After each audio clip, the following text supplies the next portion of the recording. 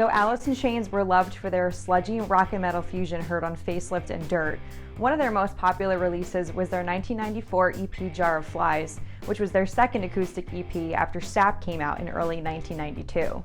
No Excuses, I Stay Away, and Don't Follow were released as singles, but Nutshell is truly one of the band's most standout tracks of all time, because as open as Layne Staley had been in some of their previous work, no one had ever heard him quite as vulnerable as this. Not only was Jar of Flies their first #1 on the Billboard 200, but it was the first EP in history to top the chart. There are some other fun facts about the release that only Alice in Chains superfans would know, so let's dive into the story behind Jar of Flies. Number 1. Based on an online timeline of the band, the members of Alice in Chains didn't have anywhere to live when they got off the 1993 Lollapalooza tour, because there was a miscommunication over which of the members was supposed to pay the rent that month. They supposedly moved into London Bridge Studio for 10 days, and although they only intended to jam, they ended up writing and recording all 7 songs during that time, and each of them were recorded in about 1 or 2 takes. And number 2, they didn't actually even plan on releasing it. In an interview with Hit Parader, Layne Staley said that after getting off the road and playing and hearing loud music every night for months on end, they just wanted to see what they could come up with on acoustic guitars. Assistant producer Jonathan Plum said that Jerry Cantrell and Mike Inez didn't even mic up their guitars in the studio while they were recording.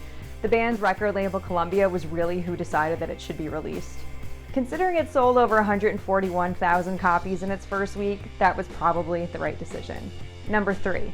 Mike Inez, who'd played with Ozzy Osbourne, joined the band in 1993 after original bassist Mike Starr left.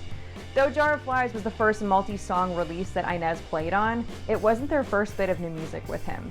Shortly after he joined the band, his first studio experience with them were the singles What the Hell Have I and A Little Bitter for the movie The Last Action Hero.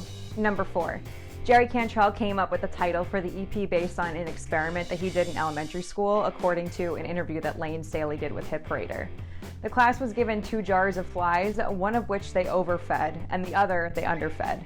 By the time the experiment was over, the jar that was overfed had become overpopulated and all the flies died. The jar that was underfed, on the other hand, still had some left that were alive. Number 5. The artwork was shot by photographer and videographer Rocky Schenk, who shot the covers for Facelift and Dirt, and also worked on the videos for We Die Young, Them Bones, and a couple of others. In a post on his Instagram recently, Schenk recalled that his assistant went back and forth between his house, where they were shooting the cover, and a horse stable up the street to collect the flies for the jars. But the flies kept dying.